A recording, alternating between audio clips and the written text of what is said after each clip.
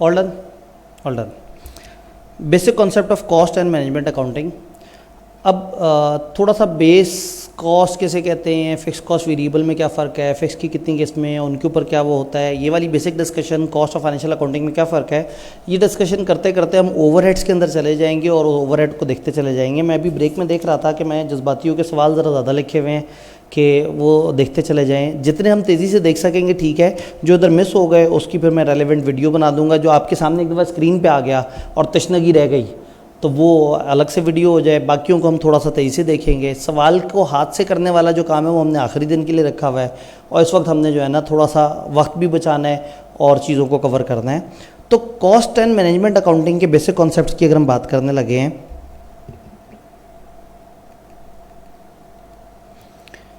तो पहली अहम चीज़, कॉस्ट अकाउंटिंग और फाइनेंशियल अकाउंटिंग में फ़र्क क्या है। सीधी सी बात है कि फाइनेंशियल अकाउंटिंग दुनिया के लिए और कॉस्ट अकाउंटिंग अपने लिए है।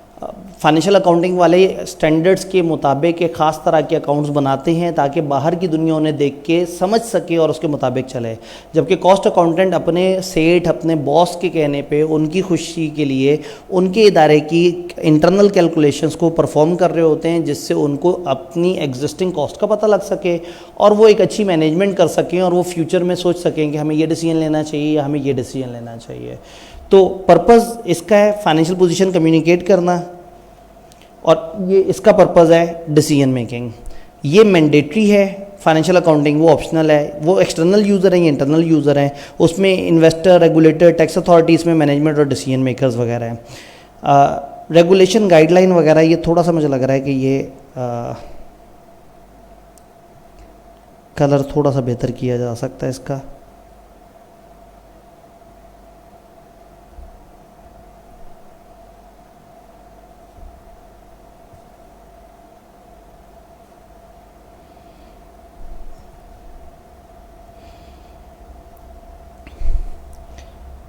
रेगुलेशन गाइडलाइंस वगैरह इसमें बाकायदा गैप्स, IFRS, IAS ये सारा कुछ मौजूद है। और मैनेजमेंट अकाउंटिंग में कोई चक्कर नहीं, आप आज़ाद हैं। ये नहीं है कि IAS 16 ने ये 6 डिस्क्लोजर कहे हैं तो बस वही 6 देने हैं। तो कॉस्ट अकाउंटिंग में आपका फॉर्मेट फ़र्क हो सकता है और शायद एग्जामिनर के सोल्यूशन का एक अलग फॉर्मेट हो और शायद टीचर ने 5वें फॉर्मेट से कराया हो क्लास में। आपने जवाब तक पहुंचना है, कई तरीके हैं क्योंकि पीछे वेरिएबल्स हैं ना, उनको अलग अलग तरीके से तोड़ फोड़ के जैसे मर्जी प्रेजेंट करें। तो यहाँ पे ये मैटर नहीं करता कि आपने डिस्क्लोजर पूरे लिखे या नहीं लिखे, फॉर्मेट पूरा बनाया या नहीं बनाया। यहाँ इंपॉर्टेंट ये है कि आपने इस चीज़ों को मीनिंगफुल अरेंजमेंट में कवर किया या नहीं किया।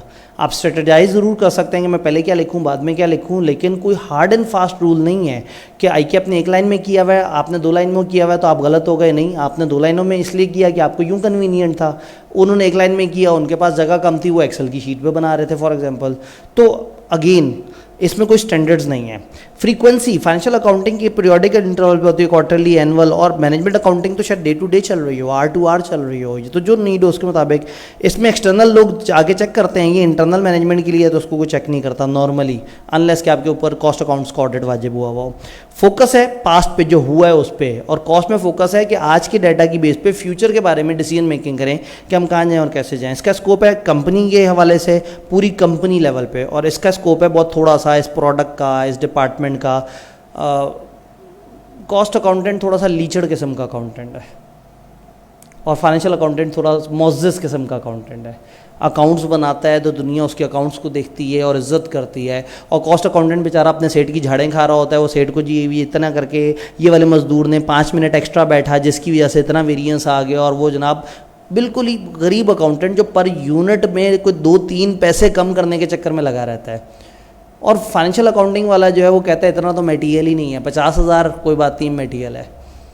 तो कॉस्ट अकाउंटेंट की मटेरियलिटी करीब की ज़ीरो होती है, इसको छोटी सी छोटी चीज़ पे भी ध्यान करना पड़ता है। तो ये इंटरनल होता है जो मैनेजमेंट को इम्प्रूव कर रहा होता है। अब जब हम बात करें कॉस्ट के बेसिक कॉन्सेप्ट्स की, तो FR1 पढ़े हुए बच्चों के सामने जो मैं बात कर रहा हूँ ये जो है वो समंदर को जो है वो थोड़ा सा एक गिलास पानी दिखाने के मुतरादिफ होगा, लेकिन बहरहाल जल्दी जल्दी से देखते हैं। कुछ डायरेक्ट कॉस्ट होती है, कुछ इनडायरेक्ट कॉस्ट होती है। डायरेक्ट कॉस्ट वो होती है जो प्रोडक्ट की वजह से डायरेक्टली लग रही है। अगर हम एक कुर्सी बना रहे हैं, मैं एक एग्जांपल टिपिकल कुर्सी की अगर लूँ, तो कुर्सी पे कुछ लकड़ी लगेगी, कुर्सी पे कुछ लोग मजदूर उस पर काम करेंगे, कुछ वर्किंग करेंगे। तो ये 2 कॉस्टें ऐसी हैं जो मेरी डायरेक्ट लगनी है। जो डायरेक्टली मैं एट्रीब्यूट कर सकता हूँ। अब कुर्सी यहाँ बैठ के मैन्युफैक्चर हो रही है और ऊपर एक पंखा चल रहा है और महीने बाद एक बिजली का बिल आया जिसमें उस पंखे की वजह से भी थोड़ा सा खर्चा पड़ा हुआ था, या यहाँ कुर्सी पे काम हो रहा है और बाहर से एक सुपरवाइज़र अक्सर बीच में आता है, कुर्सी को देखता है और चला जाता है कि हाँ गुड, ज़बरदस्त। अब वो सुपरवाइज़र का खर्चा भी तो लग रहा है, वो 10 कमरों में जाके कुर्सियों को देख रहा है, तो कहीं ना कहीं वो सुपरवाइज़र है तो इन्हीं कुर्सियों के लिए, लेकिन डायरेक्टली एट्रीब्यूट नहीं हो रहा, इनडायरेक्टली एट्रीब्यूट हो रहा है। तो जो चीज़ डायरेक्टली एट्रीब्यूट होती है normally direct material, direct labour और कुछ डायरेक्ट खर्चे जो इन लोगों को काम तक पहुंचाने के लिए चाहिए होते हैं। मटेरियल कहीं और पड़ा हुआ है, उसको हमारे पास लाते में जितना खर्चा हुआ, उसकी होल्डिंग पे जितना खर्चा हुआ, लेबर जो है उसको अगर कहीं से हमने पिक करके लाया करना है डेली बेसिस पे, तो वो भी हमारा डायरेक्ट खर्चा है। तो डायरेक्ट एक्सपेंसेस में हम कहते हैं कि नॉर्मली रॉ मटेरियल, लेबर और कुछ ऐसे एक्सपेंसेस जो कि एग्जैक्टली डायरेक्टली इस प्रोडक्ट के लिए हुए हैं। इनडायरेक्ट में क्या है, वो एक्सपेंसेस जो कि प्रोडक्ट बनाने के लिए हुए हैं लेकिन डायरेक्टली एट्रीब्यूट नहीं कर सकते, उन्होंने सपोर्ट की है, लेकिन वो मेन एरिया, मतलब पंखा बंद भी था तो प्रोडक्ट बन रही थी, सुपरवाइज़र चेक ना भी करके जाता प्रोडक्ट बन रही थी, किराए की बिल्डिंग ना भी होती, बाहर सड़क पे भी बैठे होते तो भी बन रही थी, लेकिन मजदूर ना होता तो ना बनती, लकड़ी ना होती तो ना बनती। तो डायरेक्टली वो चीज़ें जो जिनकी हैपनिंग ज़रूरी है उस चीज़ को बनाने के लिए, और इनडायरेक्टली वो है जिनका किरदार है लेकिन कोई बहुत बड़ा किरदार नहीं है। टीचर डायरेक्ट है या इनडायरेक्ट है? इनडायरेक्ट है अनफॉर्चुनेटली, क्योंकि आप अपनी ज़िंदगी में टीचर का बहुत थोड़ा सा किरदार लेके आते हैं। टीचर असूलन डायरेक्ट होना चाहिए। टीचर जिस तरह से बता रहे हैं, जिस तरह से वो गाइड कर रहे हैं, साथ साथ सेशन में पढ़ा रहे हैं, तो असूलन हम कहेंगे ये एक डायरेक्ट लेबर है जो डायरेक्ट प्रोडक्ट पे काम करता है। और आप टीचर को तसव्वुर करते हैं कि दूर से गुजरा हुआ एक शख्स जो कभी कभार कमरे में झांकी मार के देख ले, हाँ भाई बच्चे बैठे हैं या नहीं बैठे हुए। टीचर गरीब लेक्चर देते हैं, आप 1.5 पे सुनते हैं, 2 पे सुनते हैं। 2.5 वाले लोग भी हैं वैसे। तो खैर डायरेक्ट इनडायरेक्ट को हम देख रहे थे। नीचे कुछ एग्जांपल दी हुई हैं। जो इनडायरेक्ट लेबर है वो लोग जिनका उनसे ताल्लुक़ नहीं है, कुछ टूल्स, पुर्जे शुर्जे, कीलें शीलें वगैरह, रेंट, डेप्रिसिएशन, इस तरह की चीज़ें वगैरह। जब हम डायरेक्ट इनडायरेक्ट कॉस्ट को बाइफरकेट करें तो हम कहते हैं डायरेक्ट मटेरियल, डायरेक्ट लेबर और ओवरहेड, ये 3 चीज़ें हो गई। इसमें जब हम बात करते हैं डायरेक्ट मटेरियल और डायरेक्ट लेबर कॉस्ट की, इन पहले 2 की, तो ये हमारी कहलाती हैं प्राइम कॉस्ट, और अगर मैं इन 2 को काउंट करूं तो कहलाती हैं कन्वर्जन कॉस्ट। तो समटाइम आई कैप बड़ा शरारत ये करता है कि डाटा देते हुए आपसे कहता है कि ये है प्राइम कॉस्ट। अब आप सोचते हैं प्राइम कॉस्ट, इसमें फिर उसमें आप लेबर ऐड करना शुरू कर देते हैं। प्राइम कॉस्ट का मतलब ही ये है कि उसने डायरेक्ट मटेरियल और लेबर इकट्ठा आपको बता दिया। तो ये छोटा सा वर्ड है लेकिन कुछ सवालों में अचानक से काम आ जाता है। तो prime cost is material plus labour, conversion cost is prime cost जो सबसे ज़रूरी है, जो लगनी चाहिए, अभी हमने आइडेंटिफाई किया मटेरियल और लेबर।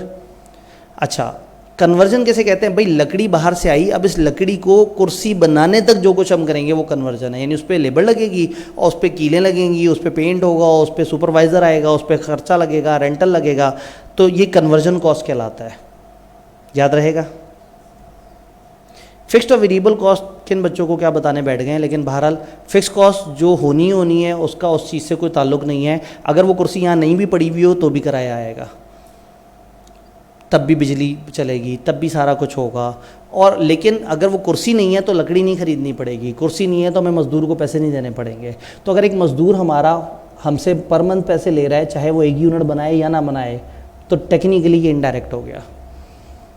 टेक्निकली अब ये फिक्स तरफ चला गया। अब हम कह सकते हैं कि ये फिक्स कॉस्ट है, ये अब उसके साथ लिंक नहीं है, ये वेरिएबल कॉस्ट नहीं रही। तो वेरिएबल कॉस्ट वो होती है जो नंबर ऑफ़ यूनिट्स के साथ लिंक होती है, और फिक्स कॉस्ट नहीं होती। इसी वजह से जब नंबर ऑफ़ यूनिट्स कम ज़्यादा हों तो फिक्स कॉस्ट पे फ़र्क नहीं पड़ता, जो एक्चुअल फिक्स कॉस्ट है। लेकिन अगर इन्फ्लेशन बढ़े और ख़र्चे बढ़ जाएँ तो फिर फिक्स कॉस्ट को फ़र्क पड़ता है, जैसे भी हमने पीछे सवाल में देखने की कोशिश की। क्लियर? एक तो सब्जेक्ट भी न्यूमेरिकल है। अब वो ब्रेक में टाइम मिला तो ज़रा जाके थोड़ा देखा तो ऑनलाइन जो है वो 150 तक तादाद एक दफ़ा पहुंची है, और फिज़िकल जो है ना वो हमारे पास ज़रा गुर्बत ज़दा से हालात ही हैं। और ये लोग भी सोच रहे हैं कि हमें पता होता कि ये ऑनलाइन भी रिले हो रहा है तो हम ना आते। ये हमने क्या किया, मैं आपको बताऊं, जब आपको पता होगा ये ऑनलाइन रिले हो रहा है तो बीच में आप स्किप कर देंगे कि जब एंड पे आएगा तब देखूंगा, और एंड पे देखेंगे तो आप कट कर करके देख रहे होंगे। अभी मजबूरन बैठे हैं, समझ रहे हैं, तो खुदा ना खास्ता कोई छोटी छोटी सी अच्छी बातें दिमाग में डल जाएँ शायद, तो बुरा नहीं होता इस तरह से। तो वेरिएबल कॉस्ट और फिक्स कॉस्ट में बताया। अब फिक्स कॉस्ट के अंदर जो है ना एक फिनोमेना आता है स्टेप फिक्स कॉस्ट का, यानी कि हम ये कहते हैं कि फिक्स कॉस्ट नॉर्मली तो फिक्स है, लेकिन एक ख़ास लेवल के बाद जो है ना वो स्टेप फिक्स कॉस्ट हो जाती है। इस कमरे में कुछ भी नहीं हो रहा तो इसकी कुछ लाइटें और वो सारी चीज़ें चल रही हैं। इस कमरे में 5, 10, 15, 20 बच्चे बैठ जाएं तो भी उतना ही चल रहा होगा, 50 बच्चे बैठ जाएं तो भी एक ही एसी चल रहा होगा, सारा कुछ है। लेकिन अगर 50 से ऊपर हो गए तो दूसरा एसी चलाना पड़ जाएगा। अब इसका मतलब है कि फ़िक्स कॉस्ट में कभी कभी उसका ताल्लुक नंबर ऑफ़ यूनिट से भी होता है। हमने किराए पे जगह ली हुई है, एक कनाल की जगह है, और वहाँ पे हम जो है फ़र्ज़ करें कुर्सियाँ रखी जा रहे हैं, मैं 1 कुर्सी रखूँ, 5 कुर्सी रखूँ, 10 कुर्सी रखूँ, लाख रुपए किराया है। मैंने 100 कुर्सियाँ रख दी, लाख रुपए किराया है। लेकिन 101वीं जब कुर्सी आई ना तो मुझे एक दूसरा गोदाम लेना पड़ गया लाख रुपए पे। इसका मतलब है कि मेरी फिक्स कॉस्ट भी सम टाइम वॉल्यूम के साथ रिलेट करती है। इस फिनोमेना को हम कहते हैं स्टेप फिक्स कॉस्ट। हम कहते हैं एक खास आउटपुट तक फिक्स कॉस्ट, ये लेफ्ट पे कॉस्ट है और नीचे आउटपुट है, खास आउटपुट तक फिक्स कॉस्ट स्टेबल है। जैसे ही आउटपुट उस जगह पहुंचा एक सीढ़ी चढ़ेगी ऊपर और फिक्स कॉस्ट बढ़ जाएगी। अब बड़े अरसे तक वहीं पर रहेगी अनलेस कि एक खास एक्टिविटी लेवल है जहाँ आपकी स्टेप फिक्स कॉस्ट मजीद, तो ये स्टेप फिक्स कॉस्ट कहलाती है, जो एक खास लेवल तक बराबर चलती है। खास नंबर ऑफ यूनिट्स के बाद ये इंक्रीज़ कर जाती है। तो कभी कभी आई कैप सवाल में हमें बता देता है कि इसमें स्टेप फिक्स कॉस्ट भी है, हम उसका एलिमेंट प्लस माइनस करके देख रहे होते हैं। फिक्स्ड और वेरिएबल के अंदर ये टेबल बड़ा मशहूर है कि हम कहते हैं fix variable cost per unit constant होती है, लेकिन चेंज हो रही होती है लेवल ऑफ प्रोडक्शन के हिसाब से। हम कहते हैं वेरिएबल कॉस्ट पर यूनिट है 10, अब 1000 यूनिट हो या 500 यूनिट हो, पर यूनिट कितना लगेगा 10, तो पर यूनिट कांस्टेंट है। लेकिन अगर 1000 यूनिट होंगे तो टोटल में बढ़ेगी तो सही। और फिक्स कॉस्ट टोटल में कांस्टेंट होती है, लाख रुपए है, चाहे मैं 10 यूनिट बनाऊं चाहे 20 बनाऊं, लेकिन 10 यूनिट बनाऊंगा तो 10,000 आएगी पर यूनिट, और 20 यूनिट बनाऊंगा 5,000 पे चली जाएगी। तो ये वेरी करती है। तो ये नॉर्मली हम इस पे ही बात करते हैं कि कांस्टेंट और वेरिएशन है, तो पर यूनिट वेरिएबल कॉस्ट हमेशा सेम होती है और फिक्स कॉस्ट टोटल में सेम होती है, लेकिन वेरिएबल कॉस्ट टोटल में वेरी करती है और fix cost per unit very करती है, जिसकी वजह से फिर बजटेड यूनिट, स्टैंडर्ड यूनिट और ये खिचड़ी पकना शुरू हो जाती है। सेमी वेरिएबल कॉस्ट समटाइम एक ही कॉस्ट है और समझ नहीं आ रहा होता कि इसको क्या करें, इसे फिक्स कहें या वेरिएबल कहें, क्योंकि उसमें कुछ पोर्शन फिक्स होता है, कुछ वेरिएबल होता है। तो आई कैप आपको जो है वो कई दफ़ा क्या करेगा, आपसे कहेगा कि टोटल प्रोडक्शन के खर्चे इतने हैं, इतने यूनिट्स पे, फिर आपसे कहेगा लास्ट ईयर इतने यूनिट्स पे इतने खर्चे थे और उससे शायद लास्ट ईयर इतने यूनिट्स पे इतने खर्चे थे। अब वो आपको नंबर ऑफ़ यूनिट्स बता रहा है और उसकी टोटल कॉस्ट बता रहा है, लेकिन अब आपको समझ नहीं आ रहा है इसमें से फिक्स कितने और वेरिएबल कितना है। तो एक मशहूर ज़माना तरीका है हाइलो मेथड। कभी भी इस तरह की सिचुएशन नज़र आए, आपको 2-3 एक्टिविटी लेवल दिए हुए हों और उस पर अलग अलग ओवरहेड्स दिए हुए हों, तो आपने हाइलो मेथड लगा देना है। जैसे यहाँ सवाल में उन्होंने कहा जी 200 यूनिट पे 3100 खर्चा लगता है, 300 पे 4600 और 339 पे 5185 और 400 पे 6100। हम हाइलो मेथड लगाएंगे। हाइलो मेथड में क्या है, आप एवरेज ले लेते हैं अमाउंट्स की और एवरेज ले लेते हैं यूनिट्स की, और एवरेज को एवरेज से डिवाइड कर देते हैं। और ये एवरेज वेटेड एवरेज उस तरह से नहीं है, बड़े सिंपल सी होती है। आप हाईएस्ट एक्टिविटी में से लोएस्ट एक्टिविटी माइनस कर देते हैं। हाईएस्ट मोस्ट एक्टिविटी ये सबसे ज़्यादा खर्चा है और ये सबसे कम खर्चा है, तो 6100 में से 3100 माइनस कर दिया, तो इसका मतलब है 3000 इजाफी खर्चा लगा है मेरा। कहाँ से कहाँ आने में, 200 से। तो फार्मूला ये होता है कि highest cost minus lowest cost divide by highest activity minus lowest activity. तो आपके पास पर यूनिट वेरिएबल कॉस्ट आ जाता है। उसको किसी भी एक्टिविटी पे मल्टीप्लाई करें तो आपके पास फिर फिक्स का, जैसे मैंने यहाँ ये एक्टिविटी की 6100 में से 3100 माइनस किए 3000, इसमें से माइनस किया, इसको डिवाइड किया, जवाब आ गया 15। अब 15 को किसी भी मल्टीप्लाई कर दूँ, 300 से मल्टीप्लाई करता हूँ, 300 × 15 4500, तो इसमें 4500 वेरिएबल है और 100 फिक्स है। तो आपने वेरिएबल कॉस्ट पर यूनिट को एक्टिविटी से मल्टीप्लाई करना, तो वेरिएबल अलग हो जाएगी और जो फिक्स का पोर्शन है वो अलग हो जाएगा। एक सवाल, क्या ज़रूरी है कि हम हमेशा सबसे हाईएस्ट में से सबसे लोएस्ट माइनस करें? नहीं, आप थर्ड हाईएस्ट सेकंड हाईएस्ट में से भी माइनस कर दें, कोई मसला नहीं। एक बड़े में से एक छोटे को माइनस कर दें, अगर उसमें सेम ट्रेंड है तो हमेशा जवाब सेम आएगा। समटाइम क्या होता है, वो बड़े जालिम होते हैं, वो कहते हैं 200 यूनिट पे ये कॉस्ट है, 300 पे ये है, 339 पे ये और 400 पे एक स्टेप फिक्स कॉस्ट भी ऐड हो गई। अब आप कहते हैं भाई पहली मैं इन दो को अलग अलग कर रहा था, तुमने स्टेप कॉस्ट का भी काम कर दिया। तो या तो आपको स्टेप फिक्स कॉस्ट को पहले साइड पे करना पड़ता है, उसके बगैर अभी तक की फिक्स कॉस्ट निकालनी पड़ती है और फिर बाद में आप कहते हैं ये इतनी स्टेप फिक्स कॉस्ट। दूसरा आसान तरीका ये कि अभी 400 वाली लाइन उड़ा दें, इधर स्टेप फिक्स कॉस्ट आई है ना, पीछे नहीं है, तो आप 400 को इग्नोर कर दें और इस 400 से ऊपर ऊपर पढ़ें, ऊपर क्या चल रहा है। ऊपर आप कोई से 2 लेवल लेके वहाँ से हाई लो मेथड निकाल के वहाँ तक की आप कॉस्ट निकाल सकते हैं। उसके बाद नीचे 400 वाले लेवल पे आपको सिर्फ उस फिक्स कॉस्ट में वो जो स्टेप फिक्स कॉस्ट का एलिमेंट है वो ऐड करना पड़ेगा। तो अगर सवाल में इस तरह के कुछ फिगर्स में स्टेप फिक्स कॉस्ट हो, कुछ में नहीं हो, यू आर अलाउड कि आप लाइकवाइज आइटम, अगर 5 चीज़ें दी हुई हैं, 2 में स्टेप फिक्स कॉस्ट और 3 में नहीं है, तो अगर आप इन 2 को आपस में कंपेयर कर लें तो भी निकल आएगा, इन 3 में से कंपैरिजन कर लें तो भी निकल आएगा। लेकिन आखिरी वाले 2 से पहले 3 को कंपेयर करने की कोशिश करेंगे तो मुश्किल में आ जाएंगे।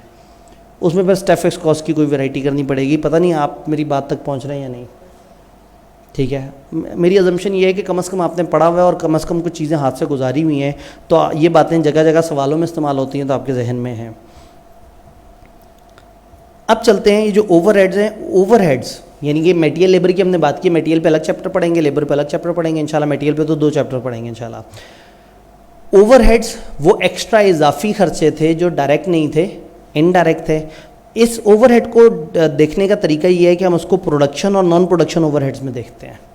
प्रोडक्शन ओवरहेड वो वाले खर्चे जो हैं तो इजाफी लेकिन प्रोडक्शन में इनडायरेक्टली हेल्प कर रहे हैं, और कुछ ऐसे खर्चे होते हैं जो होते भी इजाफी हैं और प्रोडक्शन में भी हेल्प नहीं कर रहे होते। फॉर एग्जाम्पल हेड ऑफिस में बैठा हुआ अकाउंटेंट जो अकाउंटिंग कर रहा है, उसकी निस्बत फैक्ट्री में बैठा हुआ एक शख्स जो फैक्ट्री की निगरानी कर रहा है, दोनों में फ़र्क है। एक कहीं ना कहीं प्रोडक्शन के प्रोसेस से लिंक ओवरहेड है और एक ऐसा ओवरहेड है जिसका प्रोडक्शन के प्रोसेस से ताल्लुक भी नहीं है। तो जिसका प्रोडक्शन के प्रोसेस से ताल्लुक नहीं उसको नॉन प्रोडक्शन ओवरहेड कहेंगे, और जिसका ताल्लुक है उसको, और ये दोनों ही फिक्स्ड और वेरिएबल हो सकते हैं। कुछ एग्जांपल्स उन्होंने दिए, उन्होंने कहा फैक्ट्री मशीनरी की डेप्रिसिएशन मैन्युफैक्चरिंग ओवरहेड है, फैक्ट्री इंश्योरेंस फैक्ट्री की मैन्युफैक्चरिंग ओवरहेड, अगर इंश्योरेंस होती हेड ऑफिस की या कुछ और मैन्युफैक्चरिंग ना होता, फाइनेंस डायरेक्टर की salary admin overhead, depreciation account clerk की एडमिन, पेट्रोल जो कि डिलीवरी व्हीकल्स में इस्तेमाल हुआ बेचने के लिए सेलिंग के ओवरहेड्स, मार्केटिंग के ओवरहेड्स, एडवर्टाइजमेंट कैंपेन। तो इसका मतलब है कि इनके भी कई नाम हो सकते हैं, एडमिन, सेलिंग, मैन्युफैक्चरिंग। तो मैन्युफैक्चरिंग इज़ द थिंग जिससे हमारा मेन कंसर्न है, हम कॉस्ट में ज़्यादा जिस पे बात कर रहे हैं वो क्या है, मैन्युफैक्चरिंग। जब ओवरहेड्स की बात करते हैं ना तो ओवरहेड पे फिर एक मसला आता है। ओवरहेड पे हमने कहा कि जो फिक्स्ड जो वेरिएबल है, वेरिएबल में आपके पास होता है पर यूनिट एक कॉस्ट। आप कहते हैं जितने यूनिट्स बनाएंगे पर यूनिट 100 रुपये इजाफी लगेगा, बट फिक्स्ड में आपको नहीं पता होता क्योंकि उसमें पर यूनिट इजाफी तो लग ही नहीं रहा होता। फिक्स कॉस्ट लाख रुपए है, 10 यूनिट पे भी लाख है, 11 पे भी लाख है, 12 पे भी लाख है, 20 पे भी लाख है। अब मैंने प्लानिंग करनी है और मुझे पर यूनिट कॉस्ट चाहिए, मटेरियल की आ गई, लेबर की आ गई, वेरिएबल ओवरहेड की आ गई, फिक्स पे आके मैं अटक गया। मैं कह रही ये फिक्स जो है ना ये बड़ा जालिम है, ये मैं एक रिस्क लूँ क्या, मैं क्या उस वन नोट पे दोबारा जाऊं जिसने लास्ट टाइम हमें गुमराह कर दिया था। अल्लाह खैर करे। मुझे को ब्लैक कलर का भी पेन दे दो, छुपाया हुआ था।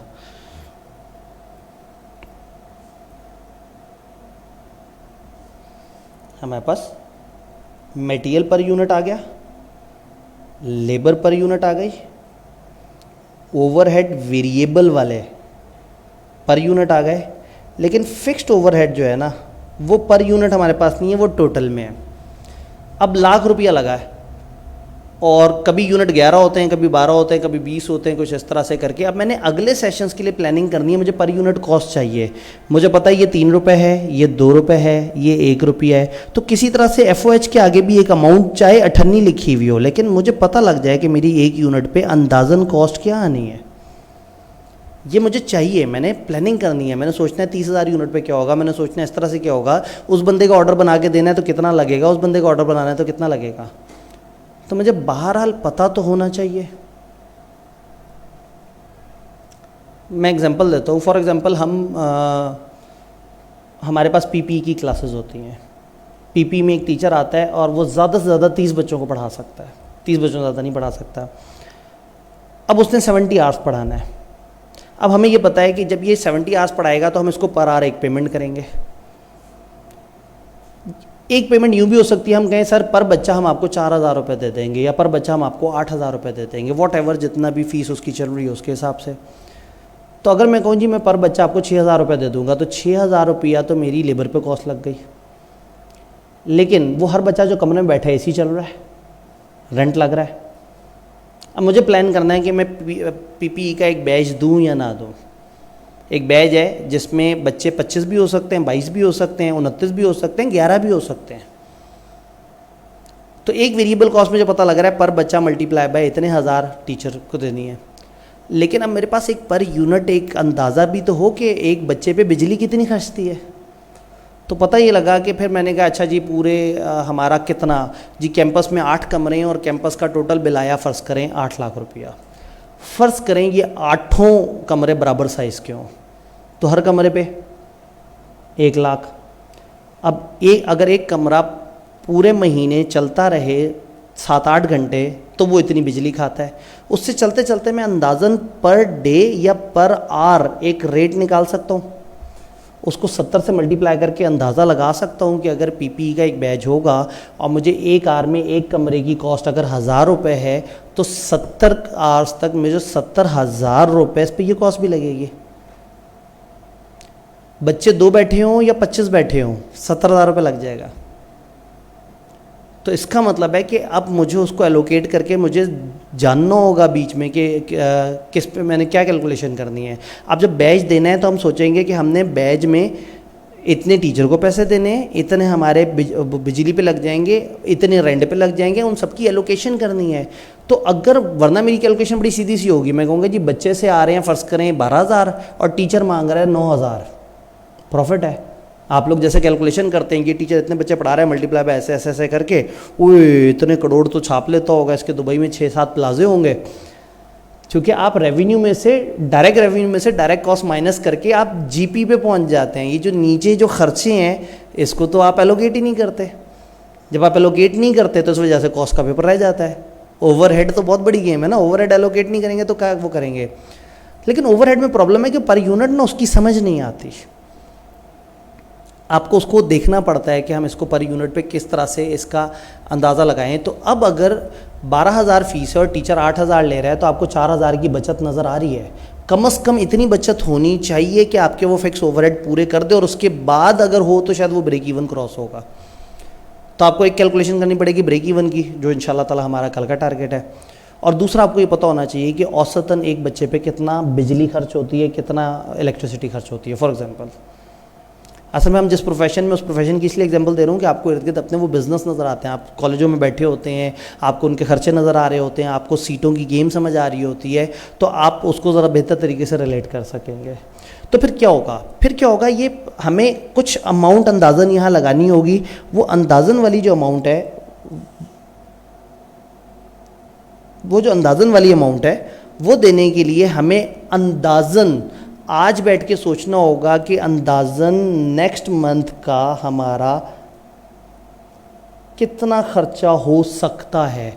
हमने कहा जी नेक्स्ट मंथ में हम सोचते हैं कि जी हमारा 1 मिलियन का बिजली का बिल आ जाएगा फॉर एग्जांपल। और मैं कहता हूँ मैं औसतन कितने बच्चों को पढ़ा रहा होता हूँ जी हमारे कॉलेज में, जी औसतन कितने बच्चे पढ़ रहे हैं। फॉर एग्जांपल हमने कहा जी औसतन हमारे पास 4,000 बच्चे अगर फ़र्ज़ करें पढ़ रहे हैं, ज़्यादा हो गई, आप लोग फिर बाद में कहेंगे वही ना, आपकी कैलकुलेशन शुरू हो जाएगी, फिर आपने करोड़ों लाखों की अरबों की वर्किंग शुरू कर देनी है। तो मैं ज़रा नंबर ऑफ स्टूडेंट्स में ज़रा गुर्बत दिखा दूँ।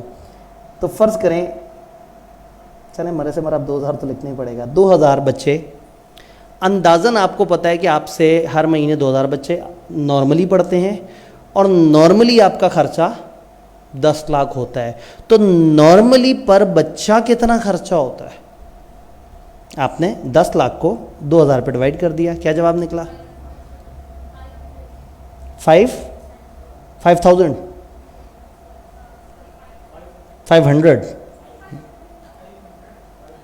500 ना। मैं आप लोगों पर भरोसा करूं या ना करूं? मैं खुद कैलकुलेट करूं, 3,030 से ख़त्म हो जाएंगे, 1000 बटा 2 500। 5,000 पे तो कॉलेज वालों ने तो बाहर धक्के दे के निकाल देना था। बच्चा अगर 5,000 की बिजली खा रहा है हर महीने तो 30,000 की तो बिजली खा जाएगा वो बच्चा, कॉलेज तो मर जाएगा बेचारा। तो खैर 500 की बिजली खा गया बच्चा। यानी हमने क्या किया, हमने एक अंदाज़न खर्चा उठाया और उसको एक अंदाज़न किसी बेस से डिवाइड कर दिया। कोई भी चीज़ जिसके ऊपर हम उसको एलोकेट कर रहे हैं, नॉर्मली क्या होता है अंदाज़न कॉस्ट अंदाज़न यूनिट से डिवाइड होते हैं। तो आपने एस्टिमेटेड कॉस्ट बताई 10 लाख और एस्टिमेटेड जो यूनिट्स बताए वो, तो आपके पास आ गया 500 पर बच्चा। अब डिसीजन मेकिंग आसान हो जाएगी कि हाँ भाई इतना बैच है, कितने बच्चे होंगे, इतने मल्टीप्लाई बाय इतने, हाँ ठीक है अब समझ आ रही है। तो फिर क्या होता है, फिक्स ओवरहेड पर यूनिट होते नहीं, लेकिन आप फिर क्या करते हैं, आप एक्सपेक्टेड बजटेड खर्चे में से बजटेड यूनिट्स को डिवाइड करके एक बजटेड एक रेट निकाल लेते हैं। इसको आप कहते हैं OAR, ओवरहेड एब्सॉर्प्शन रेट। अल्लाह करे कि ये अब हमें उसी तरह से इनकार ना करे, नहीं किया शुक्र है। Estimated factory overhead divided by estimated base to be used. अच्छा, मैं बड़ी तेज़ी से फैलते फैलते जा रहा हूँ और वक्त भी कम होता जा रहा है। मैं ज़रा एक दफ़ा अंदाज़ा लेने की कोशिश करूँ, को 15-1 मिनट की है हमारे पास गुंजाइश एंड पे, इंतज़ामिया से अगर मैं पूछूँ? पक्की बात है, देख लें। वो दिल में सोच रहे हैं कि गुंजाइश तो आधे घंटे की है, लेकिन इन्हें बता दिया तो ये ना 15 सही है, ये जो है ना ये ज़्यादा दिल पे ले जाएंगे। टाइम टेबल तो मैंने भी देखा हुआ आने से पहले ही, तो मैं ज़रा वो पूरा करा था फॉर्मेलिटी, ताकि जो है ना मैं कहूँ मैंने पब्लिकली पूछा था तो इंतज़ामिया ने मुझे इजाज़त दे दी थी, तो मुझे आके एंड पे अगर को मारने लगे कि भाईजान जगह छोड़ो अगले बंदे ने आना है। नहीं जी, एस्टिमेटेड फैक्ट्री ओवरहेड डिवाइड कर दिया एस्टिमेटेड बेस से। अब बेस क्या होगी, देखिए, क्या मैं नंबर ऑफ बच्चों पे डिवाइड करूं या मैं नंबर ऑफ आवर्स पे डिवाइड करूं? भाई एक कमरे में एसी चल रहा है, बच्चे 3 बैठे हों या 30 बैठे हुए हों, एसी तो चल रहा है, तो शायद एसी का ताल्लुक नंबर ऑफ आवर्स से है, शायद नंबर ऑफ बच्चों से नहीं है। हाँ, लेकिन इनको अगर हम किताबें फ्री दे रहे हैं तो इसका ताल्लुक नंबर ऑफ बच्चों से है। तो फिर मुझे एक अच्छी सी बेस चूज़ करनी पड़ेगी। हम एक एस्टिमेटेड ओवरहेड लेते हैं और उसको एक बेस से डिवाइड कर देते हैं। बेस कोई फिजिकल आउटपुट भी हो सकता है, मटेरियल की कॉस्ट भी हो सकती है, लेबर कॉस्ट भी हो सकती है, कोई भी बेस हो सकती है। तो मैंने एक छोटे से सवाल में इसको वो समझाने की कोशिश की है कि एक जगह पे मटेरियल का इतना खर्चा है, लेबर का इतना खर्चा और ओवरहेड है 9.488 मिलियन के, ये सारों को ऐड करके, ये एक पेपर का सवाल है। और एक कंपनी की फिर आगे दिए हुए हैं कि आपके यूनिट्स जो हैं वो 12, 20,000, 45,000 हैं, डायरेक्ट लेबर इतने हैं, यानी कि वो 3 प्रोडक्ट्स हैं, उनके units, hours, machine hours, inspection hours सारे लिखे हुए हैं। आपने क्या करना है, एक अच्छी सी बेस उठा के आपने ओवरहेड्स को उसके ऊपर डिवाइड करना है। अभी हमने ओवरहेड को डिवाइड किया नंबर ऑफ बच्चों पे, अगर हम नंबर ऑफ आवर्स जो पूरे कैंपस में क्लासें हो रही हैं उस पर डिवाइड करते तो शायद जवाब डिफरेंट तरीके से निकलता। तो फिर हम कहते हैं कि अब पीपीई की क्लास के 70 आवर्स को मैं उस रेट से मल्टीप्लाई करूं, और अगर मैंने पर बच्चा रेट निकाला होता तो मैं क्या करता, पीपीई की क्लास में 22 बच्चों को मल्टीप्लाई कर दूं उस रेट से। ये बात समझ आ रही है? तो ओवरहेड्स में हम एक खर्चे का एस्टिमेट लगाते हैं पर यूनिट। उस पर यूनिट में यहाँ जैसे एग्जांपल दी हुई है, फिजिकल आउटपुट बेस अगर मेरा वो है, हम ये कहते हैं कि 12,000 अल्फा की यूनिट हैं, 20,000 बीटा के, 45,000 गैमा के, 77,000 टोटल यूनिट्स हैं। तो मैंने 9.488 मिलियन को 77,000 से मल्टीप्लाई किया तो मेरे पास आ गया पर यूनिट वाली basis. Direct labour cost basis भी हो सकती थी कि लेबर पे खर्चा हमारा लगा 1.68 मिलियन का, तो मैं कहूँ जी जितना लेबर पे खर्चा लग रहा है उसका 564% ओवरहेड पे खर्चा लग रहा है। समटाइम पेपर में आपसे कहते हैं कि जी ओवरहेड की कॉस्ट मटेरियल लेबर की कॉस्ट का 200% है, यूँ भी बताया जा सकता है। अच्छा, डायरेक्ट लेबर आवर्स बेसिस भी हो सकता है कि ओवरहेड को आप डिवाइड कर दें टोटल लेबर आवर्स, ऊपर हमने लेबर आवर्स निकाले हुए 5,20,000 डिवाइड किया तो पर लेबर आवर ये आ गया। अगर पर मशीन आवर बात करूं तो ये आ गया। तो पर मशीन आवर, पर लेबर आवर रुपए में और पर यूनिट आपके पास अलग अलग ओवरहेड रेट आ गए, लेकिन जिस बेस पे रेट निकला है उसी से ही फिर मल्टीप्लाई होगा। अगर आर का रेट है तो वो आवर्स से मल्टीप्लाई होगा, यूनिट्स का रेट है तो ये बेसिकली एक ओवरहेड एब्जॉर्प्शन रेट निकालने का तरीका। ये वाली चीज़ की एग्जांपल यहाँ पे मैथमेटिकली वो हुई हुई है। अब आपका रेट निकल आया, रेट कितना निकला है 123.22। ये क्या निकला है, पर यूनिट निकला है। अल्फ़ा की यूनिट्स कितने हैं 12,000, तो अल्फ़ा पे खर्चा ओवरहेड में कितना हुआ है 12,000 मल्टीप्लाई बाय 123। बीटा पे कितना हुआ है 20,000 मल्टीप्लाई बाय ये। गैमा पे कितना हुआ है। इसी तरह से अगर लेबर वाली बेस होती, भाई लेबर की बेस है ये 118.246, तो अल्फ़ा का खर्चा निकालना होगा तो अल्फ़ा में जो लेबर के आवर्स हैं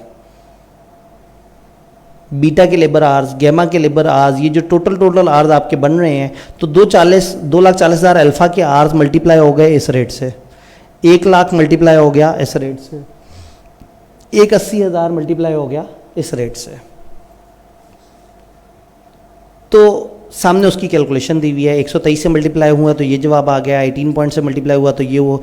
हर केस में ग्रैंड टोटल ओवरहेड्स का इतना ही आएगा, लेकिन उनकी जो एलोकेशन है वो एक दूसरे से फ़र्क होगी, क्योंकि उनकी बेस का फ़र्क है। आप समझ रहे, घबराए तो नहीं बैठे? क्या एक छोटा सा सवाल देख सकते हैं? डाटा अवेलेबल है, डायरेक्ट मटेरियल दिया हुआ है 1,20,000, डायरेक्ट लेबर दिया हुआ है 4 रुपये पर आवर के हिसाब से 75,000। तो क्या आर्स हम निकाल सकते हैं? 75 को 4 पे डिवाइड कर दें, 80 4 पे डिवाइड होता तो 20 आता, 5 कम हुआ तो 18,50, 18,750, ये हमारे पास आ गए आर्स। वेरिएबल ओवरहेड है 70,000, ये डाटा दिया हुआ हमारे पास टोटल में, और फिक्स ओवरहेड कितने? 45,000। मैनेजमेंट ये कहती है प्रोडक्शन कॉस्ट बजट बनाए कि प्रोडक्शन का हमारा कॉस्ट क्या होगा अगली दफ़ा। इंक्रीज़ हो जाएगी प्रोडक्शन 10% से, लेबर रिड्यूस हो जाएगी 25% से, उनकी प्रोडक्शन एफिशिएंसी 4% से कम हो जाएगी, और परचेज प्राइस और कंजम्पशन में कोई फ़र्क नहीं है। Variable overhead are allocated to production on the basis of direct labour hours. अब हमने नया खर्चा निकालना है। डायरेक्ट मटेरियल का नया खर्चा कैसे निकलेगा? प्रोडक्शन 10% बढ़ रही है, 1.1 से मल्टीप्लाई हो जाएगा। लेबर आर कम हो रहा है 25% से, लेबर आर का जो रेट है वो 25% से कम हो रहा है। ये रेट दिया हुआ है, इसको 25% से कम करें, फिर मल्टीप्लाई करें। क्यों? जवाब है ना हमारे पास, इसको डायरेक्ट मल्टीप्लाई करें। याद है कि अगर रेट की रिडक्शन है तो रेट को अलग से रिड्यूस करें और फिर दोबारा से मल्टीप्लाई करें। भाई ग्रैंड टोटल को मल्टीप्लाई करते हैं, बात बराबर हो जाएगी। अच्छा, लेबर में एफिशिएंसी भी मुतासर हुई है, वो 100% तवज्जो से काम नहीं कर पा रहे, 4% वो काम नहीं कर पा रहे, तो इसका मतलब 96% एफिशिएंसी पे। तो बजाय इसके कि मैं आर्स को 96% से मल्टीप्लाई करूं, रेट को 75% से मल्टीप्लाई करूं और जवाब को फिर मल्टीप्लाई करूं, मैं इस 75,000 को इन दोनों वेरिएबल से मल्टीप्लाई कर दूं। परचेस प्राइस वगैरह में कोई चेंज नहीं। अच्छा, फिक्स ओवरहेड यही है, यही रहेंगे। सवाल ने हमें और कोई इन्फ्लेशन ओवरऑल तो नहीं बताई। वेरिएबल ओवरहेड डिपेंड कर रहे हैं डायरेक्ट लेबर आवर्स पे। तो एक दफ़ा देख लें कि इस वक्त वेरिएबल ओवरहेड 70,000 के हैं, डिवाइडेड बाय लेबर के आवर्स अभी निकाले थे 18,700 समथिंग, तो पता लग जाएगा पर यूनिट इतना है। तो अब नए सिस्टम में जितने लेबर आवर्स नए निकलेंगे उसको मल्टीप्लाई कर देंगे, हमारा जवाब आ जाएगा। यानी कि ओए, ये भी बोर्ड की गंदी सी एक तस्वीर, खैर 121 से मल्टीप्लाई हुआ, ये जवाब आ गया। देखिए मैं बोर्ड पे भी गंदा लिखता हूँ, मैं स्लाइड पे भी गंदा लिखता हूँ। 7500 को 1.1 से मल्टीप्लाई करके और 0.75 से मल्टीप्लाई किया। 4% यहाँ पे एफिशिएंसी और वो वाला मामला था कि अच्छा परफॉर्म कर रहे हैं, हल्का परफॉर्म कर रहे हैं, उस तरफ भी आते हैं। वेरिएबल ओवरहेड 70,000 टोटल थे, आपने 1.1 यानी कि 70,000 पहले वाले बेस के हिसाब से थे, 1.1 करके और देखा कि लेबर पे कितना इम्पैक्ट है। लेबर पे इम्पैक्ट पड़ा है 4% का। लेबर में हो क्या रहा था? लेबर की प्रोडक्शन एफिशिएंसी 4% से कम हो रही है। जब 4% उनकी एफिशिएंसी कम हो रही है तो उनको काम करने के लिए कितना परसेंट इजाफी टाइम लग रहा है? 4%। अगर वो कहेंगे वो कितने आवर्स काम कर पा रहे हैं तो मैं कहूँगा 96%। लेकिन अगर वो कहेंगे हमें उनसे अब कितने आवर्स काम करवाना है तो हम कहेंगे जितने 100 आवर्स वो काम कर रहे हैं अब हमें 100 नहीं 104 आवर्स काम करवाना है ताकि वो यहाँ पे वापस आ सके। तो अगेन इसको इंटरप्रेट करने के 2-3 तरीके हो सकते हैं। बस मकसद ये था कि हम समटाइम इस तरह से मल्टीप्लाई करके और ये जो आपका रेट निकला होता है इसको, तो एक तरीका ये है कि आप यहाँ चले गए, दूसरा तरीका ये है कि आप कहें लेबर आवर्स पहले थे 18,750, 10% इंक्रीज़ हुआ तो इस तरह से 4% मज़ीद आपको ज़्यादा करना पड़ा, बंदे सुस्त हो गए हैं, तो ये टोटल नए लेबर आवर्स हैं। इस लेबर आवर्स से अगर वो रेट मल्टीप्लाई कर दें जो हम पीछे निकाल लेते 70,000 को डिवाइड करके, तो उस तरह से भी। तो इस सवाल को 6-7 तरीके से किया जा सकता है। बस बताने का मकसद, दिखाने का मकसद ये था कि सम टाइम वो कह देते हैं कि वो किसी ना किसी बेसिस के ऊपर एलोकेट हो रहा है। ये बेसिस वाली बात समझ आई? जब बेसिस की बात समझ आती है तो फिर एक डिफरेंट डिबेट शुरू हो जाती है कि ओवरहेड को हम किसी सिंगल रेट पे डिवाइड करें या मल्टीपल रेट्स पे। मैंने कह दिया कि ये सारे ओवरहेड्स हैं, बिजली, पानी, गैस, फलाना फलाना, सारों को टोटल किया 25 लाख और नंबर ऑफ यूनिट्स के हिसाब से डिवाइड कर दिया। तो अब जिस जिस प्रोडक्ट के जितने यूनिट्स होंगे मैं उस पर यूनिट रेट को मल्टीप्लाई कर दूंगा। कुछ लोग कहते हैं यार क्या बात की आपने, ऐसे मत करो, इलेक्ट्रिसिटी की बेस अलग है, रेंट की बेस अलग है। रेंट का ताल्लुक जगह से है, इलेक्ट्रिसिटी का ताल्लुक है बिजली चलने से, सफाई का ताल्लुक किसी और चीज़ से, और लोगों के खाने का ताल्लुक नंबर ऑफ पर्सन से है। तो ऐसा मत करो, आप डिफरेंट बेसिस इस्तेमाल करो डिफरेंट चीज़ के लिए। तो अगर हम एक सिंगल ओवरहेड रेट लेके चल रहे हैं तो अक्सर सवालों में जिसमें ओवरहेड का सवाल नहीं होता तो ज़्यादातर एक सिंगल बेस दी हुई होती है, हम उसी से काम चला लेते हैं। वो कहते हैं ओवरहेड डायरेक्ट लेबर पे या मटेरियल, लेकिन अगर हम ओवरहेड के टॉपिक के अंदर घुसे हुए हैं तो इधर तो वो चाहेंगे कि आपको एक ज़्यादा सारे ओवरहेड दिखा के कहें इसकी बेस अलग है, इसकी बेस अलग है। तो ऐसे में अगर डिफरेंट बेसिस हो, हम कहें रेंट की बेस है स्पेस, मशीन की मेंटेनेंस आर्स पे डिपेंड करती है, डेप्रिसिएशन वैल्यू ऑफ एसेट्स पे डिपेंड करती है, तो हर खर्चे के पीछे एक अलग ड्राइवर है उसका। तो अगर मैं खर्चे को उसके रेलेवेंट ड्राइवर के हिसाब से डिवाइड करना शुरू कर दूं तो इसको हम प्यार से ABC कॉस्टिंग कहते हैं। आगे अपने बीच में ना अजीब से काम किया, एकदम से एक चैप्टर बना दिया एक्टिविटी बेस्ड कॉस्टिंग। बच्चे परेशान, कहते हैं सर ने हमें ओवरहेड्स कराए हैं, एक्टिविटी बेस्ड कॉस्टिंग नहीं कराई। वो अभी स्केड्यूल सामने आया तो लिखा हुआ था ओवरहेड, तो एक साहब ने पूछा कि सर एक्टिविटी बेस्ड कॉस्टिंग, तो मैंने कहा ओवरहेड लिखा हुआ है इसके अंदर पढ़ेंगे। ये बेसिकली ओवरहेड के अंदर की चीज़ है, ये अलग से कोई नया चैप्टर नहीं है। क्लासीफाई उन्होंने इस तरह से कर दिया क्योंकि उन्होंने उसको अलग से नहीं दिखाया हुआ था। तो ये अप्रोच जिसमें आप खर्चों की बेसिस समझते हैं, हर खर्चे के पीछे कौन कौन से रूट कॉजेज हैं, और फिर उन रूट कॉजेज के हिसाब से उनको डिवाइड कर देते हैं, तो ये बन जाता है एक्टिविटी बेस्ड कॉस्टिंग। यानी ओवरहेड का फुल फ्लेज एक बड़ा सवाल में आप ज़्यादातर जो हरकत कर रहे होते हैं आपको पता भी नहीं होता और आप एक्टिविटी बेस्ड कॉस्टिंग कर रहे होते हैं। आप चीज़ों को एक्टिविटीज़ में डिवाइड कर देते हैं कि अच्छा जी ordering cost number of orders पे डिपेंड कर रही है, फलाना कॉस्ट फलाना पे डिपेंड कर रही है। तो इसी तरह से AC भी तो नंबर ऑफ उस पर डिपेंड कर रही है जो यूनिट्स कंज्यूम हुए। इसी तरह से बच्चों को दिया गया स्टडी मटेरियल भी डिपेंड कर रहा है कि नंबर ऑफ बच्चे कितने हैं। तो हम क्या करते हैं, फिर हम अलग अलग बेस बनाते हैं। एक एग्जांपल दी हुई है कि कंपनी उसका रेंट इतना है, डेप्रिसिएशन इतनी है, फलाना इतना है, फलाना इतना, और बाकी इनडायरेक्ट मटेरियल, इनडायरेक्ट लेबर वगैरह वो तो डायरेक्टली उन्होंने बता दिया। ये 4 खर्चे उन्होंने बताया, 60,000, 80,000, 20,000। फैक्ट्री 60,000, डेप्रिसिएशन 80,000, ये 20,000 और ये 18,000। और आगे कुछ चीज़ें बता दी हमें। उन्होंने कहा भाई direct labour hours department A, B, C में इतने लगे, नंबर ऑफ एम्प्लॉइज इतने हैं, फ्लोर एरिया इतना है, फलाना इतना है। अब करना ये है कि मैंने ये सारे खर्चे तीनों डिपार्टमेंट्स में डिवाइड करने हैं। और कैसे डिवाइड करूँगा? किसी बेस पे। बेस क्या है? अगर तो मैं एक बेस पकड़ के सब पे डिवाइड कर दूँ तो सिंगल ओवरहेड रेट है, लेकिन ABC में क्या है, आप मल्टीपल चीज़ होंगी, मल्टीपल बेस लेके आ रहे हैं। तो हमने क्या किया, हमने कहा डायरेक्ट मटेरियल लेबर की तो कोई बेसिस नहीं है, वो तो सवाल ने खुद हमें बता दिया था कि इतना इतना है, हमने उसको उस हिसाब से डिवाइड कर दिया।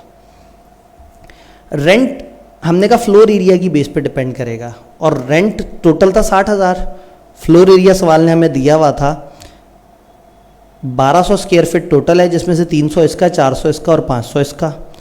अब ऐसे में क्या होगा, अगर मैंने डिपार्टमेंट A को खर्चा चार्ज करना है, मैं कह रहा हूँ ये खर्चा है जो 1200 यूनिट पे लगा है, तो डिपार्टमेंट A का कितना लगा, मैं कहूँगा डिपार्टमेंट A का लगा 300 बटा 1200 मल्टीप्लाई बाय जो भी 60,000 आप खर्चा बता रहे हैं।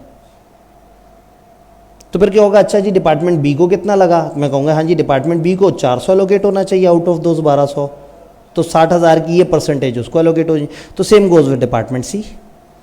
ये जो हरकत हम कर रहे हैं इसे कहते हैं एलोकेशन। आप एक्सपेंस को किसी बेस की उस पर एलोकेट कर देते हैं, समझ रहे हैं? तो इसी तरह से कॉस्ट ऑफ इक्विपमेंट पे भी एलोकेशन हो सकती है। तो यहाँ पे हमने कैलकुलेशन नहीं दिखाई, लेकिन ये 15,000 पे हम आए किस तरह से हैं उनको उस तरह से डिवाइड करके, हमने 300 को डिवाइड किया 1200 पे और मल्टीप्लाई कर दिया 60,000 से। तो जब 300 को 1200 से डिवाइड किया और 60,000 से मल्टीप्लाई किया तो हमारे पास जवाब आ गया 15,000। एक दूसरा तरीका भी है, परसेंटेजेस निकाल लें। आप ये कह दें, लेकिन उसमें 2 दफ़ा कैलकुलेशन करनी पड़ेगी कि 300 25% होता है 1200 का, 400 33% होता है और 500 जो है वो उतना परसेंट होता है रिमेनिंग डिवाइड करके। लेकिन उसमें खाम खा फंसे रहेंगे तो बेहतर ये है कि एक दफ़ा, अच्छा जब ये कैलकुलेशन आपने बार बार करनी है तो एक काम करें, पहली दफ़ा 60,000 को डिवाइड कर दें 1200 से, एक जवाब आ जाएगा। उस जवाब को 300 से मल्टीप्लाई करें, उस जवाब को 400 से मल्टीप्लाई करें, उस जवाब को 500 से मल्टीप्लाई करें। समझ रहे हैं? तो कोई चीज़ वो करते हैं, आंसर इज इक्वल टू, सामने फिगर लिखी हुई आ गई इतनी, 60,000 डिवाइड बाय 1200 इतनी एक अमाउंट आ गई, उसके साथ कर दिया मल्टीप्लाई बाय 300। अगली दफ़ा एडिट में जाके 300 को गायब किया, 400 कर दिया, एडिट में जाके 400 को गायब किया, ज़्यादा किया। बजाय इसके कि आप एक बड़ी कैलकुलेशन लिखें और जिसमें बीच में चेंजेस करें, आप एंड पे वो वेरिएबल ले आएँ जिसको आपने बार बार बदलना है। बजाय इसके कि मैं 300 बटा 1200 इंटू 60 करूँ और अगली दफ़ा एडिट में इस 300 तक पहुँचूँ, मैं क्यों ना ये 1200 भाई को उधर छोड़ दूं, क्योंकि ये भाई मुसलसल हैं, तो उनको डिवाइड करके अब एलोकेशन इतनी दफ़ा करनी होती है कि बार बार आवाज़ारी हो जाती है। तो फिर आपने क्या करना है, इस तरह से टोटल खर्चे को टोटल वाली पे डिवाइड करके एक अमाउंट आ जाएगी, उसको number of units, number of hour से मल्टीप्लाई करते जाना है, तो वो उस तरह से बनता चला जाता है। जल्दी जल्दी देखते हैं, नंबर ऑफ़ एम्प्लॉयज़ इस तरह से डिवाइड हुए, तो ये आपको पता लग गया डिपार्टमेंट ए का खर्चा कितना है, बी का खर्चा कितना है, सी का खर्चा कितना है। डन। फिर हो सकता है वो आपको बताते हैं कि ये खर्चा 2 प्रोडक्ट्स में डिवाइड करना है, प्रोडक्ट एक्स और प्रोडक्ट वाई, और कह देते हैं कि प्रोडक्ट एक्स तो सिर्फ डिपार्टमेंट ए और बी में बनती है, प्रोडक्ट वाई डिपार्टमेंट सी में बनती है। तो डिपार्टमेंट सी दे देते प्रोडक्ट वाई को और ये 2 डिपार्टमेंट्स की कॉस्ट दे देते।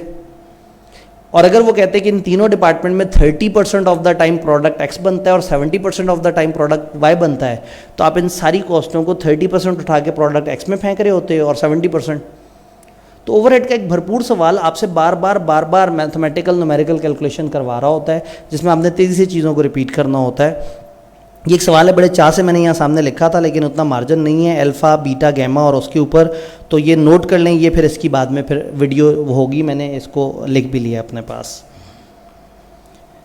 अगेन ओवरहेड एब्जॉर्प्शन वगैरह ये आपको समझ आ गया है कि एब्जॉर्प्शन हम कर रहे हैं। एक कॉन्सेप्ट होता है मार्जिनल कॉस्टिंग, कल हम डिटेल से बात कर रहे होंगे, लेकिन उसमें हम ये रेट वगैरह के चक्कर में पड़ते ही नहीं, हम वेरिएबल तक सारी चीज़ें कैलकुलेट करके एंड पे एक दफ़ा असल वाली फिक्स कॉस्ट माइनस कर देते हैं।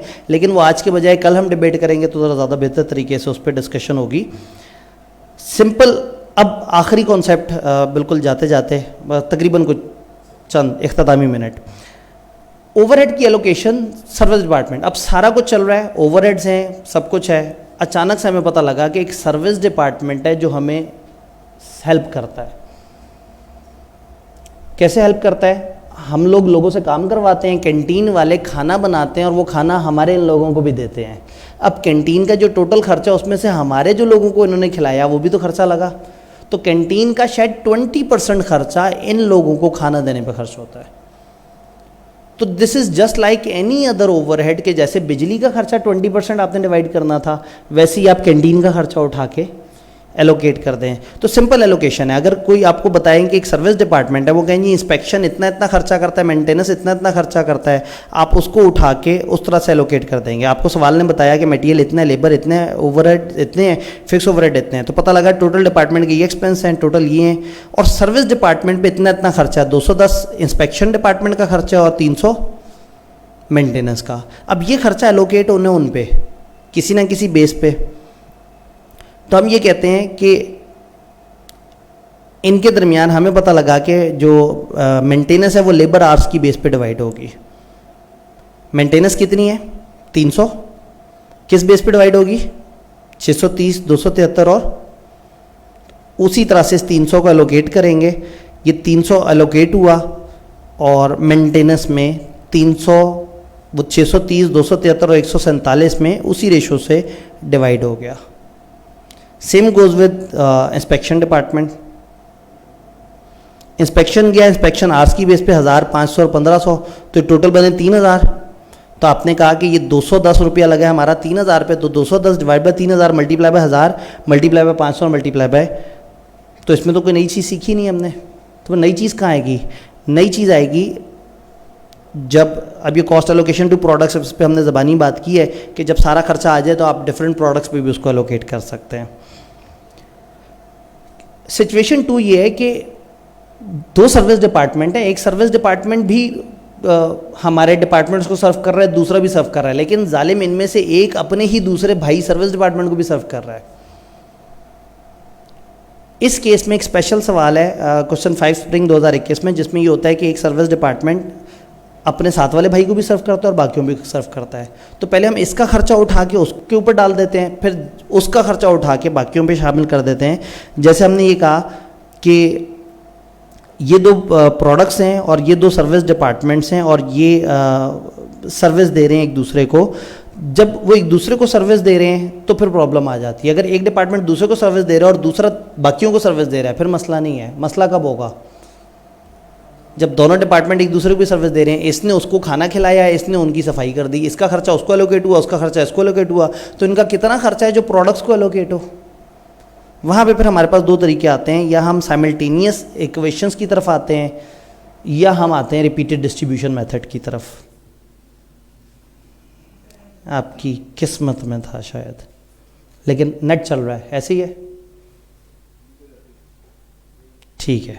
और मैं अंधेरे में नज़र आ रहा हूँ, मेरे चेहरे पर रोशनी पड़ रही है। नहीं जी, एक कंपनी है, प्रोडक्शन डिपार्टमेंट 1 7 लाख, 2 3 लाख, 3 4 लाख। दो डिपार्टमेंट है, कैंटीन 78,000 का खर्चा और बॉयलर का खर्चा 1 लाख का। रूल ये है कि ये डिपार्टमेंट्स एक दूसरे को भी, कैंटीन का खर्चा 40% प्रोडक्शन 1 को जाएगा, 2 को जाएगा, इसको जाएगा और 10% बॉयलर को जाएगा, और बॉयलर का खर्चा इतना इतना हो के 20% कैंटीन को जाएगा। तो ये इनका खर्चा उस पर एलोकेट करेंगे तो उनका खर्चा इस पर एलोकेट होगा, फिर इनका खर्चा दोबारा उस पर एलोकेट करेंगे तो उनका खर्चा फिर इस पर एलोकेट होगा। तो एक रिपीटेड डिस्ट्रीब्यूशन होती है। हम कहते हैं जी बॉयलर का खर्चा है लाख को डिवाइड कर देते हैं उस रेशियो पे 30,000 30,000 20,000 और 20,000। बॉयलर का खर्चा कितना है? लाख। और बॉयलर ने कैंटीन को कितना देना है? 20। तो हमारी कैलकुलेशन में बॉयलर ने कैंटीन को 20 दे दिया और बॉयलर ख़त्म हो गया। अब कैंटीन का खर्चा कितना हो गया? 78 प्लस जो बॉयलर का खर्चा इस पर आया 98। इसने सब में डिवाइड होना है, सब में ऐसे डिवाइड होगा कि उन 3 में भी डिवाइड होगा, ये वाले गरीब भाई पे भी होगा। वो फिर परेशान हो गया कि यार अभी तो मैं अपने आप को साफ करके हटा था, तुमने फिर मुझे कुछ खर्चा दे दिया। उसने फिर वही खर्चा उसी रेशो में डिवाइड कर दिया। तो वो वाले भाई साहब ने कहा कि मेरे पास क्या कर रहा है खर्चा, उसने डिवाइड। ये नहीं हम क्या करें, हम एक दफ़ा डिवाइड करें, फिर जो इजाफी खर्चा है फिर डिवाइड करें, फिर डिवाइड करें, करते करते करते डिवाइड होते होते वो छोटा होके 0 के 1 के करीब पहुंच जाएगा। तो हमें पता लग जाएगा कि तीनों डिपार्टमेंट पे कितना खर्चा हुआ। और दूसरा तरीका ये है कि हम इसकी साइमल्टेनियस इक्वेशन बना लें। हम कहें कैंटीन एक्स है, X is equal to 78,000। X का खर्चा कितना है? 78,000 प्लस इसको कोई और खर्चा देगा, कोई और कौन देगा ऐसे खर्चा? कैंटीन का अपना खर्चा 78,000 है और किसी और का खर्चा इसको गरीब को मिल भी रहा है, इस पे एलोकेट भी हो रहा है। किसका? बॉयलर का कितना % खर्चा इसके ऊपर आ रहा है? बॉयलर का कितना % कैंटीन को जा रहा है? तो मैं कह सकता हूं कि canteen is equal to 78,000 plus 20% of boiler. अच्छा, तो बॉयलर के बारे में क्या बोलूं? Boiler is equal to 100,000 plus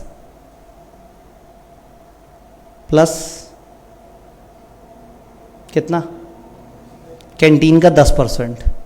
तो हमने ये दो इक्वेशन हम बना ली कि हमने कहा वो 78,000 प्लस 0.2 ऑफ वाई है और ये 100,000 प्लस 0.1 ऑफ एक्स है। ये दो इक्वेशन आ गई। इन दो इक्वेशनों को रीअरेंज करके सॉल्व करेंगे तो आपको पता लग जाएगा कि उन दोनों में असल में कितना खर्चा होना चाहिए, और फिर उसको एलोकेट कर देते हैं। लेकिन जाहिर है अब मार्जिन काफ़ी ज़्यादा बढ़ रहा है, आगे भी बाकी चीज़ें भी हैं। यहाँ पे ब्रेक लगाते हैं। मैं इसके एक दो अच्छे से सवाल जो कि एलोकेशन वाले हैं उसकी फिर वीडियो ख़ास तौर पे उस फोल्डर में अवेलेबल कर दूंगा ताकि हमारा गैप वो कवर हो। पहला दिन स्टार्ट भी लेट हुआ है, माइंड बनने में, अलाइन होने में टाइम लगा है, और मैथ पे जो हमने काम करना था वो कर लिया है। तो कल से हम कोशिश करेंगे कि थोड़ा सा टाइम को और बरकत वाला रखें। मुझे भी कुछ चीज़ें समझ आई हैं आज प्रेजेंटेशन के हिसाब से। मैं रात में स्लाइड्स बनाते हुए उसको उतना ज़रा फास्ट उस लेवल पर बनाऊँ कि अगले दिन हम बड़ा क्विकली सारी चीज़ों को समझ के कर सकें। कुछ ना कुछ रेलिवेंट एनिमेशंस जगह जगह डाल दी जाए। डन। तो ये कुछ इख्तितामी अल्फाज की तरफ आएंगे आज के।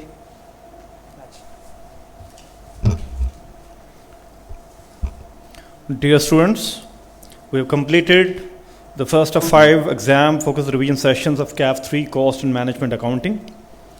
The material being used today would be shared using a link under the video of the session on Facebook page, which is icap.ca students. Sir Atif Abadi has delivered his lecture with full devotion and dedication. Please give him a big round of applause. Sir, thank you very much. CAF 6 MFA Financial Analysis and Budgeting